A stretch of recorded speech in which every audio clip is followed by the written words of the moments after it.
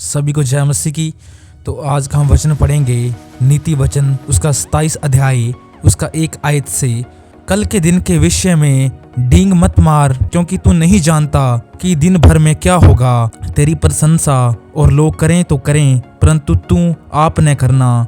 दूसरा तुझे सहारे तो सहारे, परंतु तू अपनी सराहना ना करना। पत्थर तो भारी है और बालू में बोझ है, परंतु मूढ़ का क्रोध उन दोनों से भारी है। क्रोध तो क्रूर और प्रकोप धारा के समान होता है, परंतु जब कोई जल उठता है तब कौन ठहर सकता है।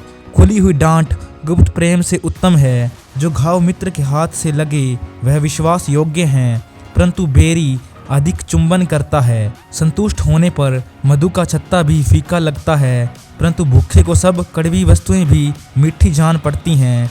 स्थान छोड़कर घूमने वाला मनुष्य उस चिड़िया के समान है जो घोंसला छोड़कर उड़ती फिरती है। जैसे तेल और सुगंध से, वैसे ही मित्र के हृदय की मनोहर सम्मति से मन आनंदित होता है। जो तेरा और तेरे पिता का भी मित्र हो उसे न छोड़ना, और अपनी विपत्ति के दिन अपने भाई के घर न जाना। प्रेम करने वाला पड़ोसी दूर रहने वाले भाई से कहीं उत्तम है। हे मेरे पुत्र, बुद्धिमान होकर मेरा मन आनंदित कर, तब मैं अपने निंदा करने वाले को उत्तर दे सकूंगा। बुद्धिमान मनुष्य विपत्ति को आते देखकर छिप जाता है, परंतु भोले लोग आगे बढ़े चले जाते और हानि उठाते हैं। जो पराये का उत्तरदायी हो उसका कपड़ा, और जो अनजान का उत्तरदायी हो उससे बंधक की वस्तुएं ले ले।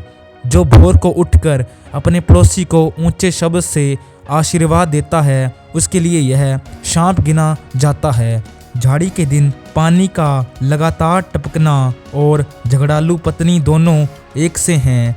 जो उसको रोक रखे वह वायु को भी रोक रखेगा, और दाहिने हाथ से वह तेल पकड़ेगा। जैसे लोहा लोहे को चमका देता है, वैसे ही मनुष्य का मुख अपने मित्र की संगति से चमकदार हो जाता है। जो अंजीर के पेड़ की रक्षा करता है वह उसका फल खाता है। इसी रीति से जो अपने स्वामी की सेवा करता उसकी महिमा होती है। जैसे जल में मुख की परछाई मुख को प्रकट करती है, वैसे ही मनुष्य का मन मनुष्य को प्रकट करता है। जैसे अधोलोक और विनाशलोक, वैसे ही मनुष्य की आंखें भी तृप्त नहीं होती। जैसे चांदी के लिए कुठाली और सोने के लिए भट्ठी है, वैसे ही मनुष्य के लिए उसकी प्रशंसा है।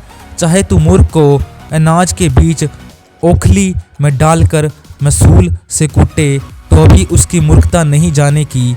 अपनी भेड़ बकरियों की दशा भली भांति मन लगाकर जान ले, और अपने सब पशुओं के झुंडों की देखभाल उचित रीति से कर, क्योंकि संपत्ति सदा नहीं ठहरती।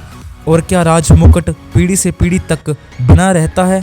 जब कटी हुई घास उठा ली जाती और नई घास दिखाई देती, और पहाड़ों की हरियाली काटकर इकट्ठी की जाती है, तब भेड़ों के बच्चे तेरे वस्त्र के लिए होंगे, और बकरों के द्वारा खेत का मूल्य दिया जाएगा। और बकरियों का दूध इतना होगा कि तू अपने घराने समेत पेट भर के पिया करेगा, और तेरी दासियों का भी जीवन निर्वाह होता रहेगा। तो परमेश्वर इन वचनों के द्वारा आप सभी को आशीष करे। सभी को जय मसीह की। God bless you.